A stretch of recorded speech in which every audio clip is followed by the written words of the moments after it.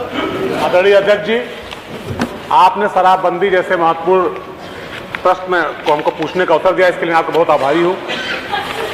अभी हमसे पूर्व भी स्वामी जी बोल रहे थे, उससे माननीय मंत्री जवाब दे रहे थे। ये बहुत ही ज्वलंत मुद्दा है, संवेदनशील मुद्दा है।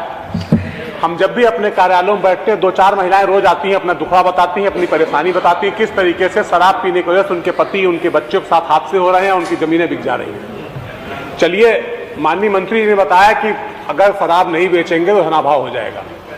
हम आपसे पूछना चाहते हैं, माननीय अध्यक्ष जी, आपके माध्यम से कहना चाहते हैं कि आप ही के अनुसार गुजरात एक डेवलप स्टेट है।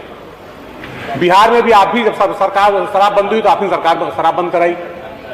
तो अब आपकी डबल इंजन की सरकार है, इतना डेवलप स्टेट है, तब भी आपको धनाभाव आ रहा है कि उत्तर प्रदेश शराब बंदी नहीं कर रहे हैं। आप बंदी नहीं करना चाहते, कोई बात नहीं। अभी हमने आप मंत्री जी की बात भी सुना कि 21 साल से कम उम्र के बच्चों को शराब पीने पे और बेचने पे रोक लगी हुई है। हम आपको बताना चाहते हैं, माननीय अध्यक्ष जी अवगत कराना चाहते हैं, बहुत दूर जाने की आवश्यकता नहीं है। इसी राजधानी में ही यहां से 6-7 किलोमीटर दूर होगा समिट बिल्डिंग है। हर बार में वहां पे सीसीटीवी कैमरे लगे हुए हैं, पूरा वहां पे सीसीटीवी फुटेज है।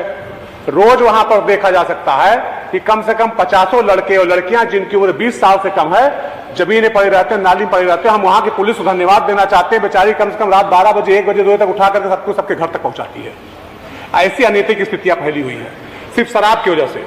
हम आपसे भी कहना चाहते हैं कि जिस तरीके से इस शराब की वजह से हमारा समाज खत्म हो रहा है, आप उसी बिल्डिंग जाकर दे सकते हैं, भारतीय संस्कृति तार तार हो रही है, मर्यादाएं भंग हो रही हैं।